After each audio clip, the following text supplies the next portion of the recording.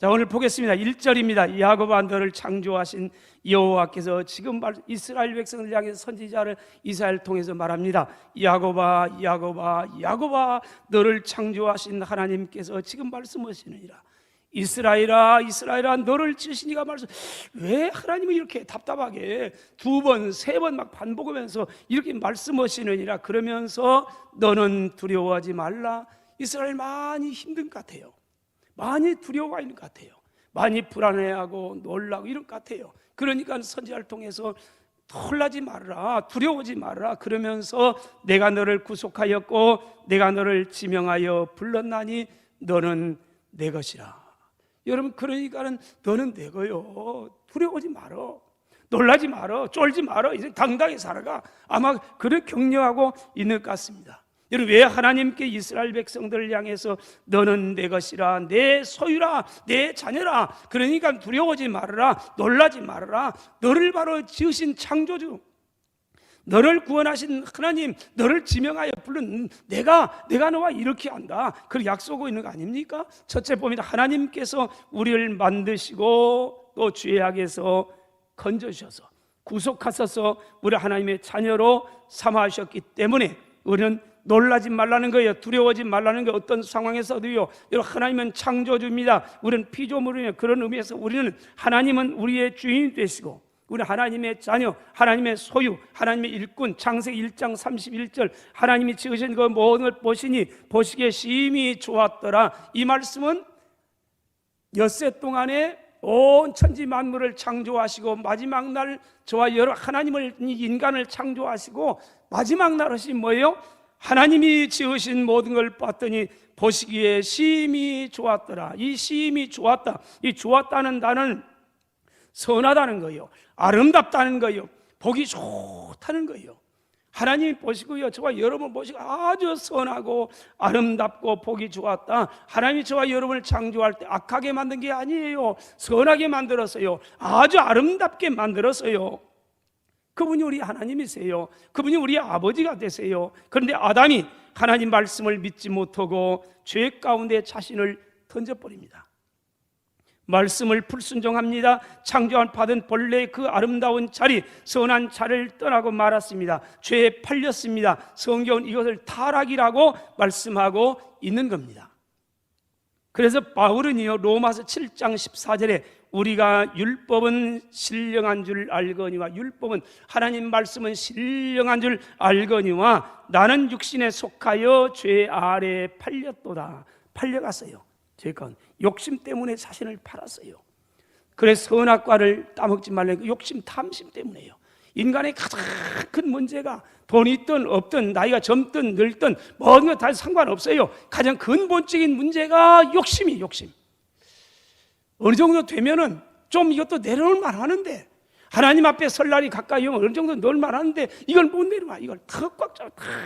그래서 많은 사람들 아프게 하고 힘들게 하고 상처 주고, 이 욕심, 이 끝없는, 이건 에덴 동산에서부터 있어요.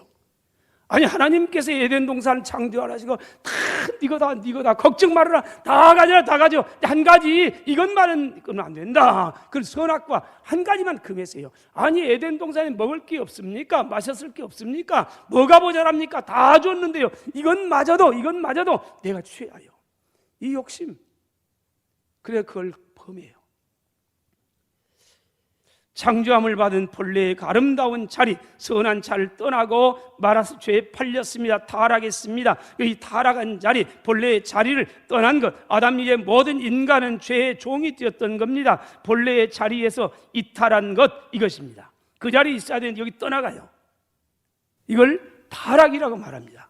그래, 죄라는 것은 다른 게 아니에요. 죄는 뭐냐 하면, 죄는 관역을 빗나가는 거라. 이게 원래 의미예요. 관역 그럼 얼른 뭐가 나와요? 양궁 하면 누가 생각나요? 김순영이. 여러분들은 다 잊었을지 모르지만은 하여튼 김순영이 올림픽에 가가지고 금메달 탁, 얼마나, 그 대한민국의 남자들은요 이순신 장군 닮아가지고 이걸 잘 쐈나 봐요. 그래서 막 다 쓸어요. 남자고 여자고 막 양궁하면 대한민국이요. 관역을 막, 관역 10점 만점 콱 쓰면 확 나가지고. 그런데 딱 땡겼는데 8점 맞았네. 아이고 이러면 안 되는데, 이러면 안 되는데. 그랬잖아요. 옛날에 관역을 빗나가는 거, 이게 죄예요. 자리에 있잖아요. 그 자리에 있어야 되는데 이 자리를 빗나가, 자리를 어긋나는. 여러분, 이 종은요, 여기 있을 때 가장 귀하인 거예요. 이게 만일에 이 길 중간에 있어 보여, 통로에. 그러면 어째요? 이건 디딤돌이 아니고 거침돌 돼 가요. 차라리 없는 것만 못해요. 여러분, 자리 잘 지키세요. 여러분의 자리.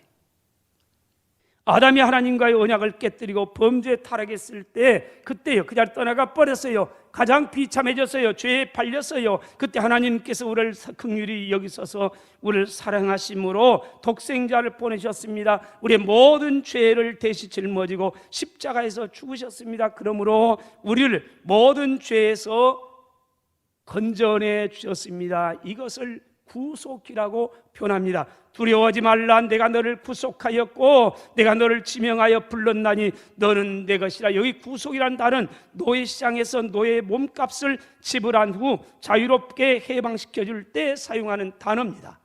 그리고 이 구속이란 단어는 옛날엔 노예를 사고 팔고 있지 않습니까? 근데 건강한 노예는 은 30에 팔렸어요. 여러분, 예수님이 왜 은 30에 팔렸습니까? 종의 값이에요.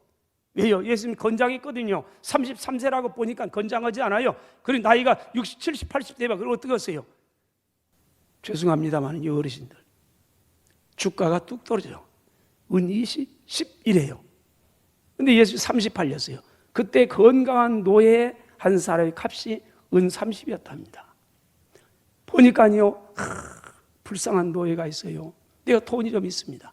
저 참 마음이 짠하다. 그래서 안 되겠다. 그래서 노예시장에 가서 돈을 지불하고 그 노예를 사왔어요. 내 소유가 됐어요. 그러면서 자유요, 불쌍하게 가정도 이루고 행복하게 살아라. 그걸 보내는 거, 자유를 해방시켜주는 거, 이게 구속이에요. 예수님께 십자가 열리신 대속의 보혈로 우리 죄값을 주님이 지불하고요, 마귀의 종의 자리에서 저와 여러분을 해방시켜 주었습니다. 그래서 성경은 아들이 너희를 자유케 하면 너희가 참으로 자유하리라 말씀했습니다. 로마서 6장 17절, 하나님께 감사하려다. 왜 감사합니까? 너희가 본래 죄의 종이었더니 아담 이외 모든 인간은 죄의 종이었었는데, 그런데 너희에게 전하여 준 바 교훈의 본을 마음으로 순종해서 그때부터 죄로부터 해방이 되었습니다. 의에게 종이 되었습니다. 우리를 창조하시고 죄에서 구속하여 주신 하나님께서 우리를 지명하여 불러주셨습니다. 하나님의 자녀로 삼아주셨습니다. 너는 내 것이라, 너는 내 것이라. 내가 너를 보배롭고 존귀하게 여긴다. 하나님 우리의 창조주고 우리의 구속자예요. 그렇기 때문에 우리가 귀한 존재라는 겁니다. 둘째로, 그런 하나님의 자녀에게도 인생 살아가는 것에 많은 시련과 문제가 있을 수 있습니다. 그렇기 때문에 우리의 삶 속에 두려움이 있는 거 아닙니까? 2절 말합니다. 네가 물 가운데 지날 때에, 또 불 가운데 지날 때에, 이런 때가 있다는 겁니다. 여러분, 물 가운데 지날 때도 있고 불 가운데 지날 때도 있고요. 그런데 두려움이 많아요. 그래, 두려워하지 말라. 물 가운데 지날 때, 이스라엘 백성들이 물 가운데로 지날 때도 두려워하지 말아라. 내가 너와 함께 하면서 물이 너를 결코 침몰시키지 못한다. 내가 너와 함께 할 것이라. 이스라엘 백성들이 애굽에서 기적적인 은혜를 받아가지고 이스라엘 애굽을 출발해 나옵니다. 그래서 만난 김에 홍해 앞에 만났어요. 여러분, 홍해 앞에 만나니까요, 물이 너무 많아요. 건너갈 수가 없는 거예요. 배가 있나요? 배가 있어도 그 200만 되는 민족이 어떻게 이동합니까? 불가능해요. 물 같은 시험을 만났어요. 그때 어떻게 됩니까? 우리는 압니다. 하나님께 놀라운 기적을 베풀어서 물 가운데 고속도로 내가지고요, 함께 쉬면서 물이 엄몰하지 못하러 물 가운데 다 길을 내버렸어요. 물이 다 이제 이 담처럼 서 있어요. 하나님께 딱 막고 있어요. 가라, 건너가라, 걱정 말아라. 함께 쉬면서요. 그래, 건너간 거 아닙니까? 그때 이스라엘이 하나님이, 우리 하나님이 진짜요. 그러면 믿어요. 물 가운데로 지날 때에도 물이 침몰하지 못할 것이며, 여러분, 불 가운데로 지날 때에도 이런 시련이 있다는 겁니다. 우리 잘 압니다. 다니엘 3장에 보면 사드락과 메삭과 아벳느고라는 이 다니엘 세 친구가 있습니다. 신앙을 지키려고 몸부림하다가, 그러다가 이 우상 숭배자들에게 결국 이 풀무불에 던지면 안 돼, 7배나 더 뜨겁게 해서 던집니다. 하나님께서 약속하셨습니다. 불 가운데로 지날 때에도 불꽃이 너를 사르지도 못하리니 대저 나는 내 하나님 여호와이니라 약속했습니다. 그래 불 가운데 던져놓고 보니 너희 놈들이 나를 안 믿어 던졌습니다. 봤더니요 3명을 던졌는데 4명이 다니는 거예요. 불 가운데서요. 그래서 놀래가지고요 빨리 가는 거예요. 빨리 가. 그런데 성경에 기록합니다. 한 사람은 하나님의 아들과 같았더라 그래요. 4명이는 그래서 나오라 했더니 나와서 3명밖에 없는 거예요. 그런데 성경은 말합니다. 머리 하나 거슬리지 아니하고 불끈 냄새 하나 나지 아니했더라. 하나님께서 그들과 함께해 주신 겁니다. 여러분 하나님이 지키고 하나님 보호해 주셨어요. 우리가 믿음으로 살려고 애쓸 때 많은 시련도 있습니다. 문제가 있을 수 있습니다. 그러므로 야고보 1장 2절로 3절에 말합니다. 내 형제들아 너희가 여러 가지 시험을 당하거든 온전히 기쁘게 여기라. 시험을 당하는데 어떻게 기쁘게 여깁니까? 여러분 시험 자체는 고통스러운 거지요. 맞아요. 여러분 시험 자체를 다 좋아할 사람 아무도 없어요.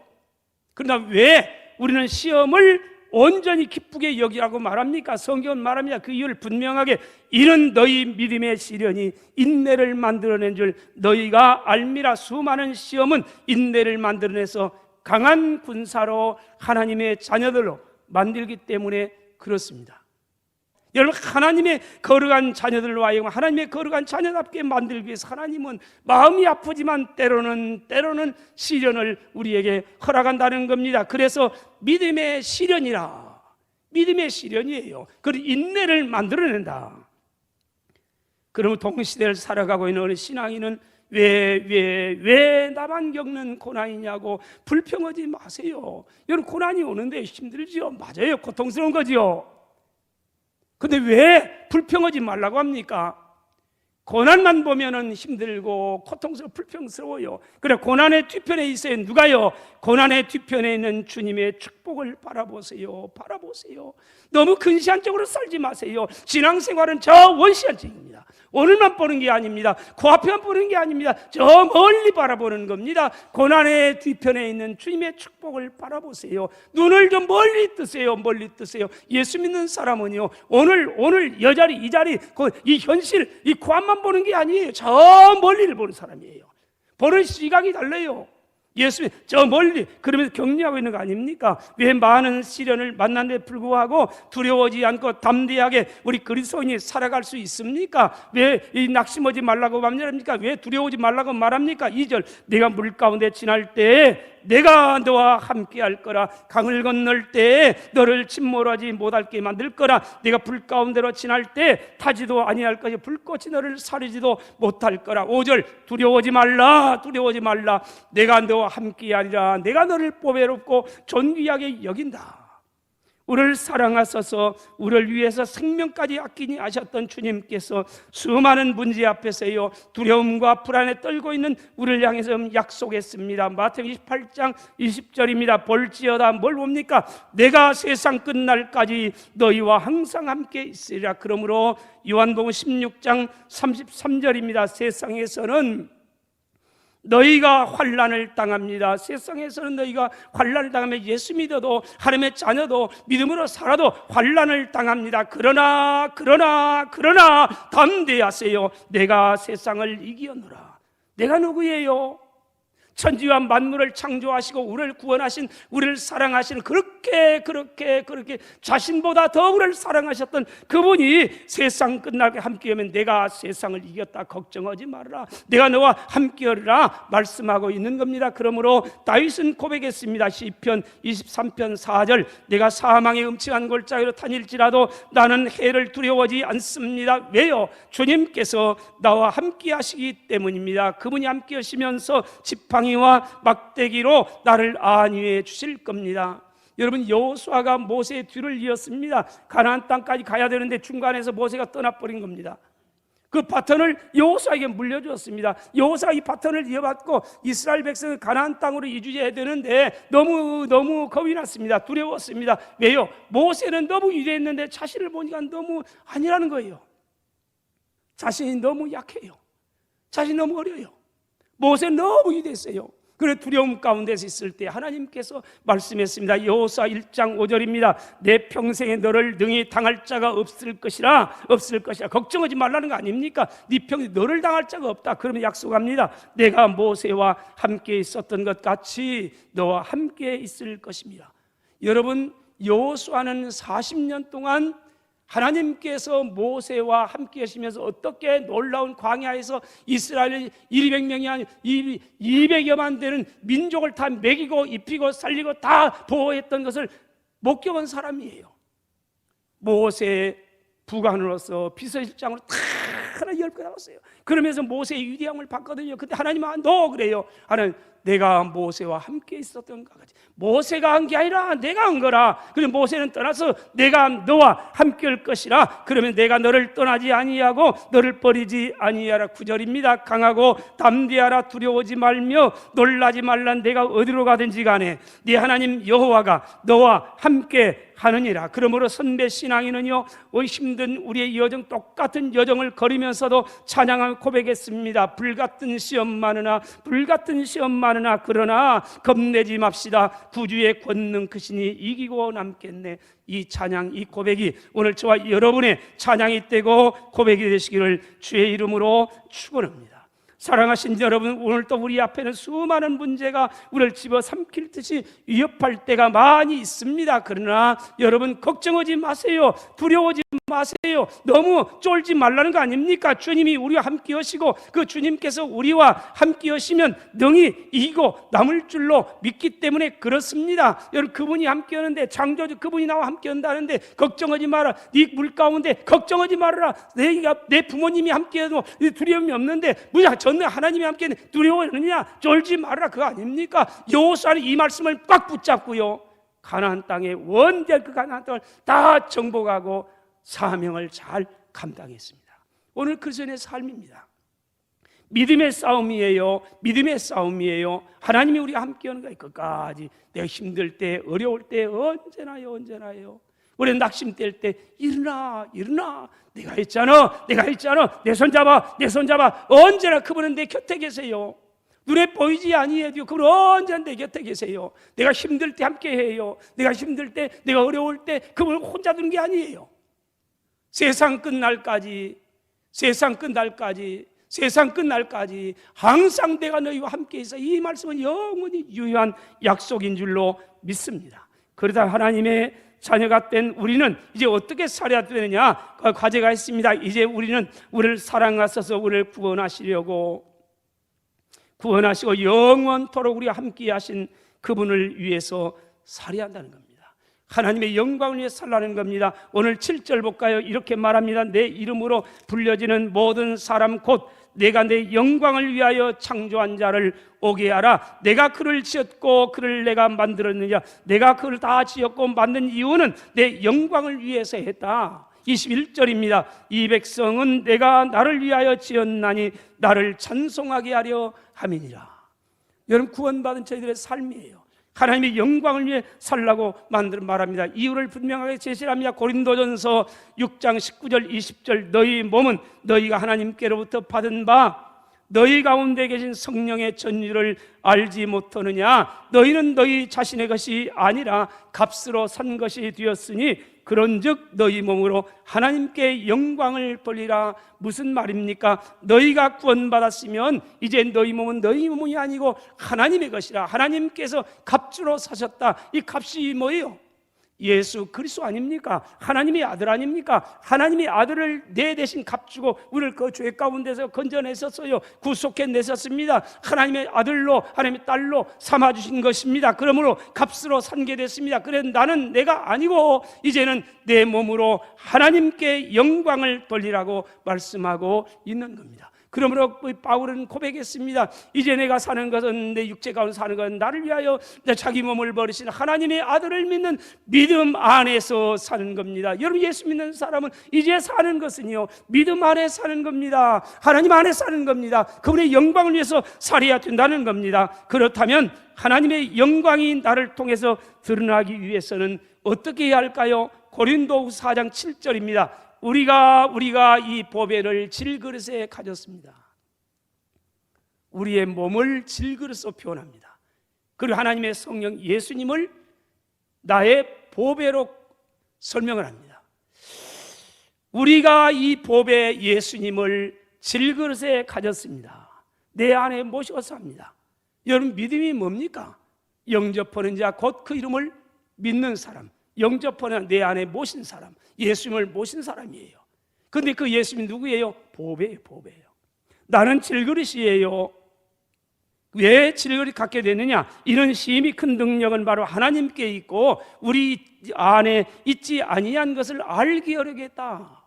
우리는 질그릇이래요. 보잘것이 없어요. 값어치가 없어요. 무가치. 그러나 내 안에 계시는 그분은 온 우주보다 크세요. 우주보다 위대하신 분이에요. 우주보다 가치가 많아요. 하나님의 아들이에요. 창조주예요. 그래서 우리가 소중한 것 아닙니까? 그런데 기억하세요. 이 보배를 내 안에 모시고 사는 게 소중하지요. 그러나 그것만으로는 만족할 수 없어요. 그 보배를 드러내세요. 내 안에 계시는, 내 안에는 이런 보배가 계십니다. 내 안에는 이런 보배가 계시면 나는 이 보배를 모셔서 삽니다. 드러내려면 간단합니다. 질그릇은 깨어지지 않은 겁니다. 질그릇이 깨어지지 않고 있는 한 보배는 영원한 내 안의 고백이에요. 어쩌면 우리 그리스도인이 그런지 몰라요. 예배당 안에서는 보배예요. 근데 밖에 가면 보배가 안 보여요. 우리 안에 예수님은 보세요. 맞아요. 이 믿음 가지고 구원받는 거예요. 근데 밖에 가보면요, 보배가 안 드러나요. 나 질그릇만 드러나요. 그래서 세상에 볼 때 무가치하게 보이는 거예요. 세상에 볼 때 만만한 거예요. 그분이 창조주가 보이고 예수님 보이고 보배가 보여야 되는데 보배는 안 보여요. 직장에서, 사업장에서, 현장에서 그분이 안 보여요. 질그릇 같은 내 존재만 보이는 거예요. 이름은 있는데, 직분이 있는데 그걸 사람들이 웃어요.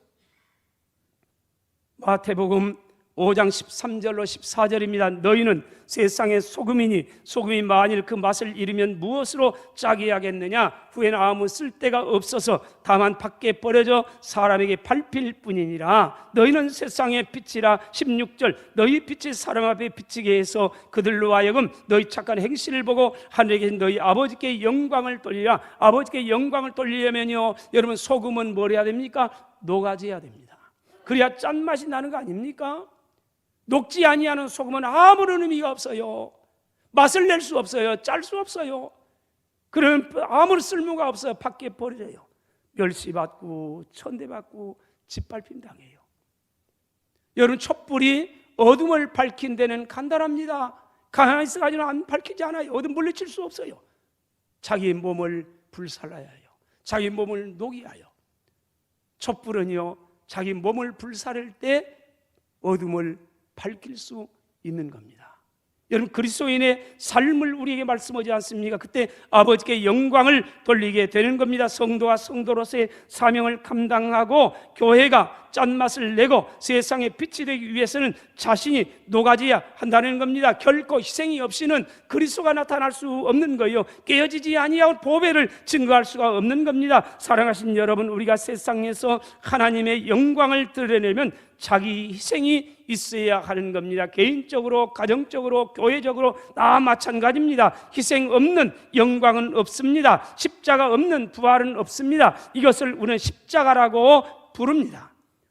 여러분, 기꺼이 여러분 십자가를 짊어질 각오를 하세요. 그래야 나를 통해서, 우리의 가정을 통해서요, 교회를 통해서 하나님의 영광이 나타납니다. 세상에 멋들어진 맛을 낼 수 있는 크리스찬이 되는 겁니다. 세상에 어두워진 세상이라고 자꾸 이 사람 때문에 저 사람 때문에 세상이 어두워 희망이 없다고 절망하는 게 아니고, 그 사람들을 밝게 비치려면 우리가 우리 가정이, 교회가 녹아야 됩니다. 불타돼야 됩니다. 그래야 진정한 의미에서 세상을 밝게 할 수가 있는 겁니다. 사랑하신 여러분, 여러분은 주님을 위해서, 교회를 위해서, 세상의 구원을 위해서 십자가를 짊어질 준비가 되어 있습니까?